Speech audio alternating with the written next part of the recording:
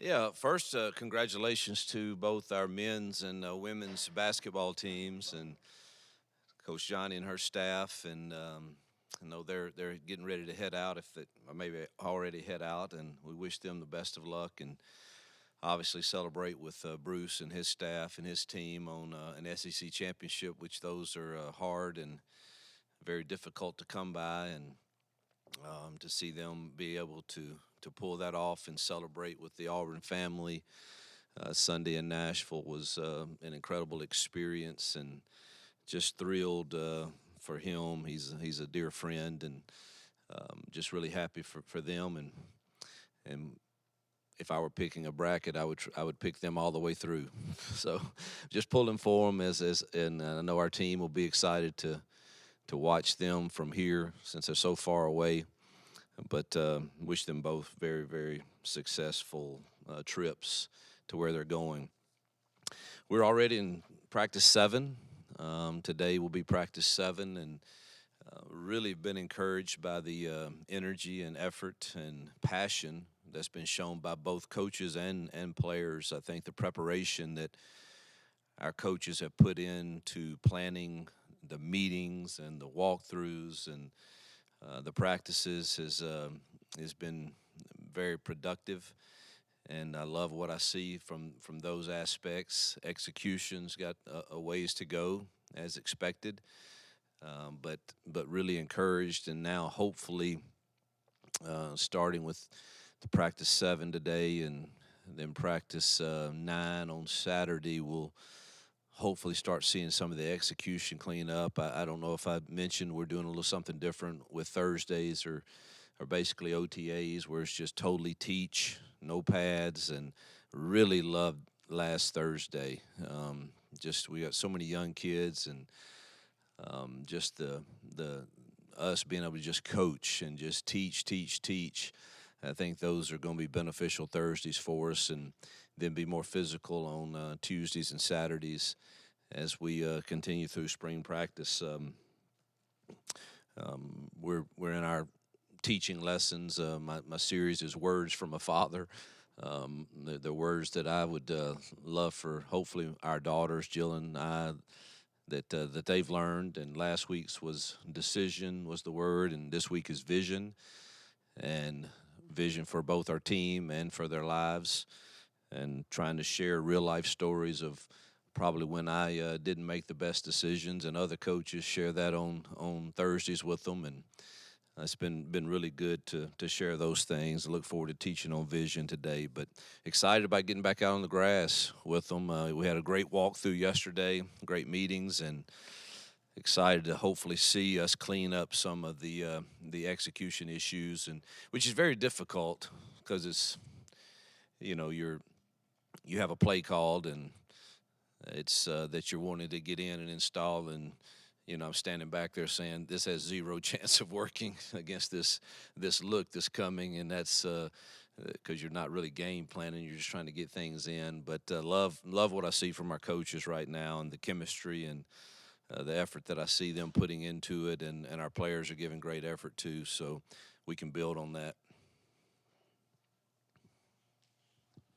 Coach, last spring, you talked about finding an identity offensively. You've got offensive coordinator Derek Nixon here. Players have described him as someone who commands respect and attention when he's out there.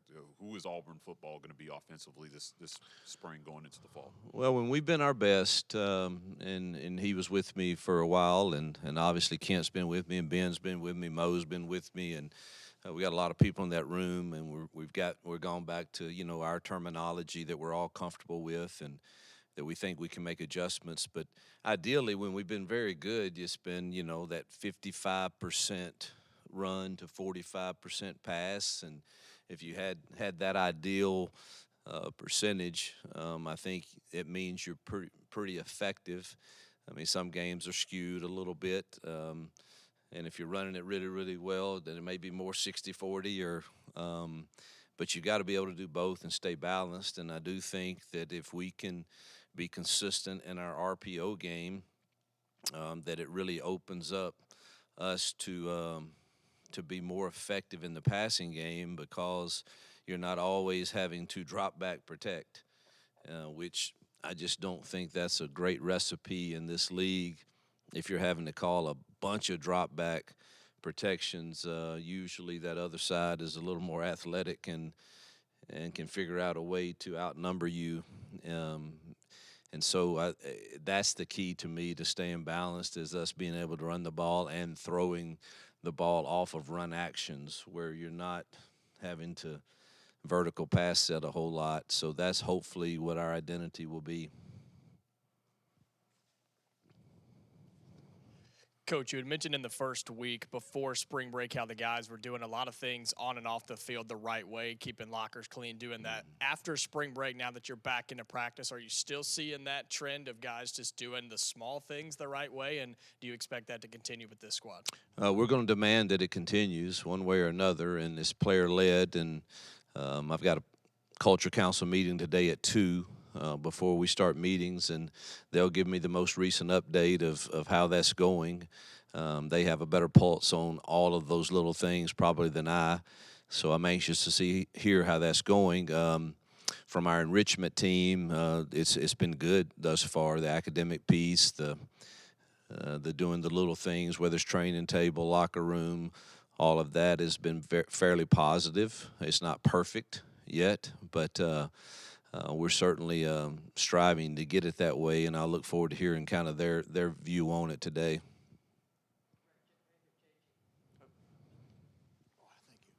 Hey, Hugh, question on your quarterbacks. What have you seen from them so far, both production on the field and also leadership? Leadership has been really good. It's been inconsistent. We've had a couple of practices where the wind was like tough situations to throw in, but I think we've got to improve just our decision making has not been exactly what I want it to be just yet, but boy, they're hungry to learn. Peyton's have been pretty good. The other three are, it's new to a lot of them. They're getting thrown into the fire against a lot of different looks that our defense is presenting. But I love the way they're approaching it. They can't get enough meeting time. They want to learn. They want to be effective at it. I think there was in our tempo period the other day we were really good. Then when we got into the second and long, third and long, we struggled. Some of that had to do with protection issues too, and us not winning in certain routes, and sometimes our quarterback's eyes were hanging too long and not going through the progressions as fast as it needed to go. So we've got some improvement to do there, but fairly pleased to this point, really with all four of them. Walker is obviously swimming. Everything's brand new to him, but boy, he shows flashes, as does Hank and Holden too at times. But Peyton is still the most consistent probably and should be. He's had the most reps and the most understanding of what defenses can do to you.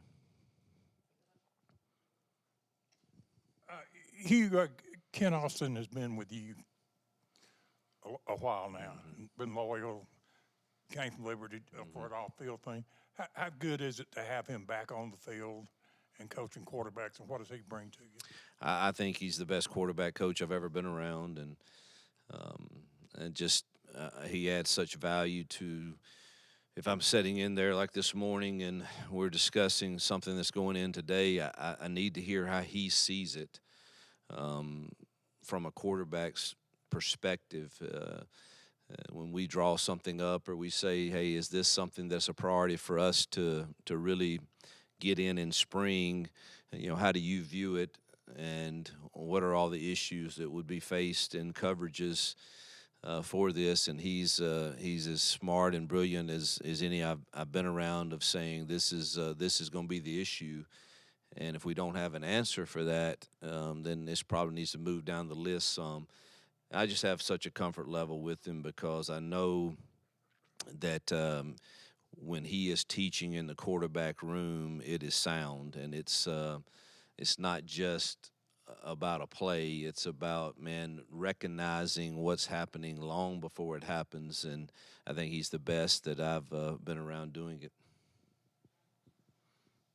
I just wanted to ask you about DJ Durkin. I know his intensity and his energy, you said, have been incredibly high. Have the players on your defense really kind of understood the message from him? And then kind of a second part, how valuable is it to have a former head coach in that coach's room as a coordinator that you can lean on and ask questions to? I'd love for you to ask our players that. In my opinion, I see them responding to his energy and the demands he puts on them very, very well. They take his instruction, they take his passion, they take his when he's correcting them, and he's one of the better ones I've seen of handling these Thursday teach, Monday walkthroughs, Wednesday walkthroughs. Man, he has got it organized to a T, and there is a method to every single thing he does, and every bit of it is done with great energy and passion. So I think our players feed off of that, and I think they are. I'd love to hear what they say about it.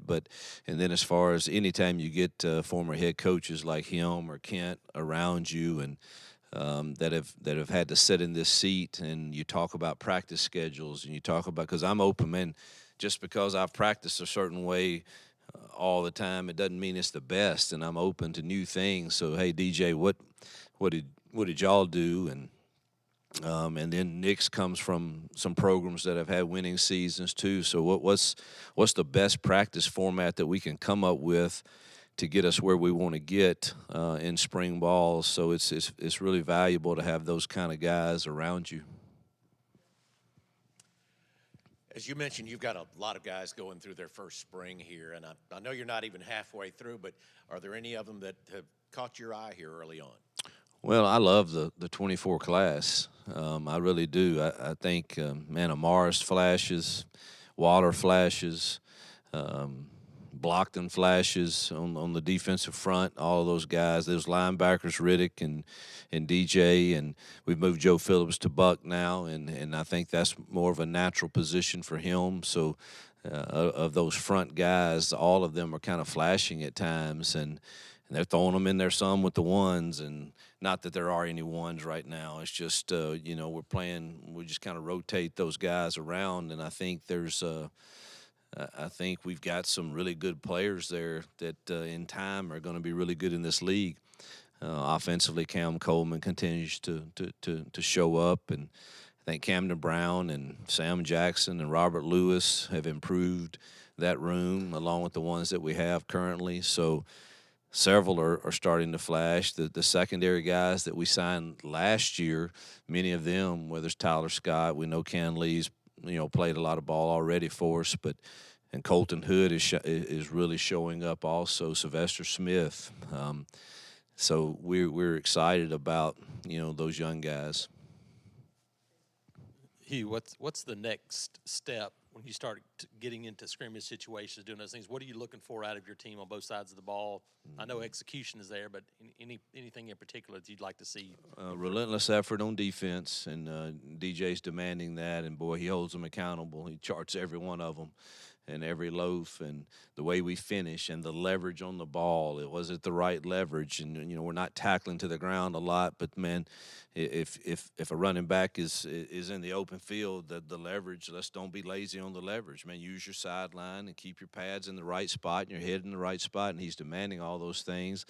Love to see them keep getting after the football, and then offensively, man, staying out of negative plays and taking care of the football. Those are the things that if we can stay on schedule, I think we'll be an effective offense. So starting today, we've got a couple good periods of some second down competition and even some drives today that you'd love to see us stay out of those negative plays by us recognizing what the defense should do and knowing what the answer is to stay out of the negativity, getting the protection set right from our quarterback's perspective, and then our running backs picking up the blitzes correctly, our receivers, running the correct route. All of those things keep you out of negative plays, so that's what I would hope to see this week us improve on.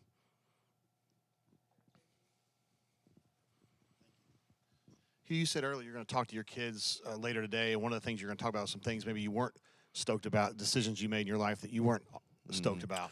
I think showing that kind of vulnerability is really cool. Talk about why you think that's important. Yeah, I've just been I've done that since I've been at Liberty, and just I try to give real life examples. Last week's words was decisions, and ultimately, man, the quality of our decisions will determine the quality of our life. We can say it however you want, but that's just the facts. If the number of quality decisions you make, usually you're going to like the quality of your life. And I'm following that up now with vision. And if we could ever grasp a great vision of what do I want my life to really look like 10 years from now? Let's take football out of it first. And what do I want that to look like? What kind of home do I want to live in? Does it involve a wife and kids? Is it family? And so what do I want that to look like? And then therefore that should be the GPS. They didn't know what a GPS was. I had to tell them.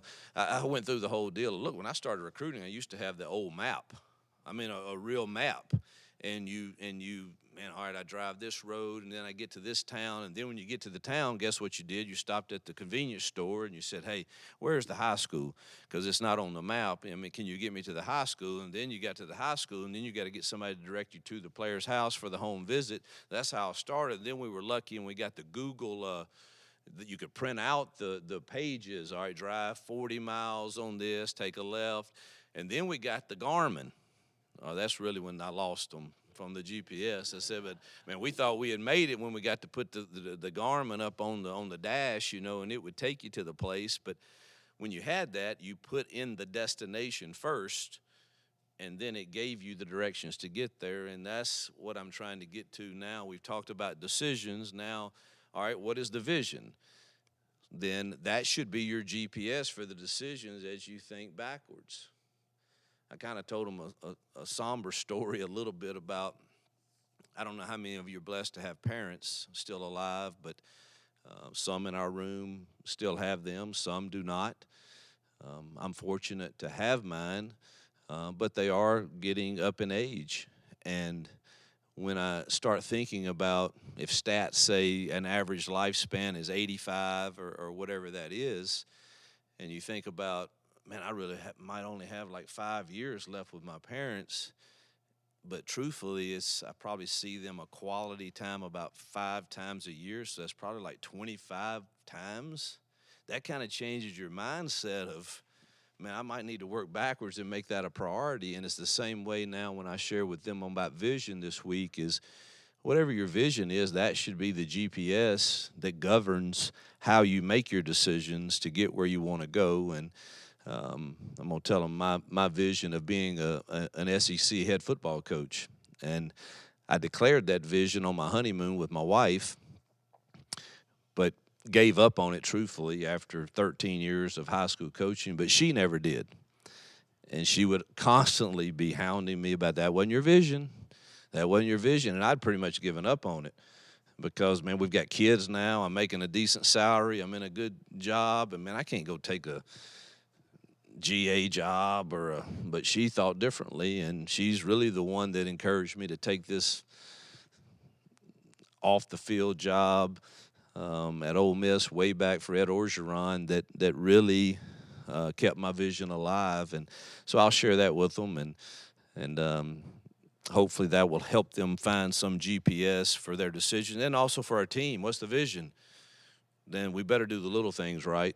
I think about John Wooden, who maybe the most dominant in college sports, the 7 national championships that they had in a run there.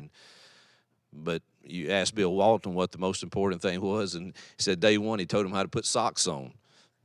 He told him how to lace his shoes. He told him, and if you asked him after he got through what he missed the most, he said, I miss practice.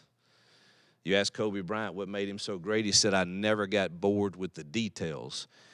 And so if you really want the vision to be something, then we better work backwards, and those decisions have to match it.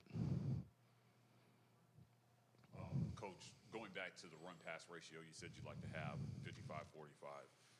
Your quarterbacks have averaged over 400 attempts just about per season. You fell short of that last season. What does that look like this season with that run-pass ratio that you want? Well, again, I wanted to get it back to what it's been everywhere I've been, and I'd love to see us at the end of the year have 3,000 yards passing or more, and yeah, well, we can get there. Got to get those receivers right, but we can get there, and if we can get to that point, and then obviously the rushing hopefully is well above that, that ratio would sure be helpful. But we're still in the recruiting mode to try to continue to build the roster, and that's going really well for us in 25, I believe, for that class. And when you get the roster right for our system, I think it's going to be easier to achieve exactly what you're referring to. You started talking about the basketball teams to begin, and I'm interested because you were in Nashville Sunday to wish them well. And I know it's different sports, but from a teaching perspective, is there anything that you can take from this Auburn basketball run, the way they play together, that you can implement with your group?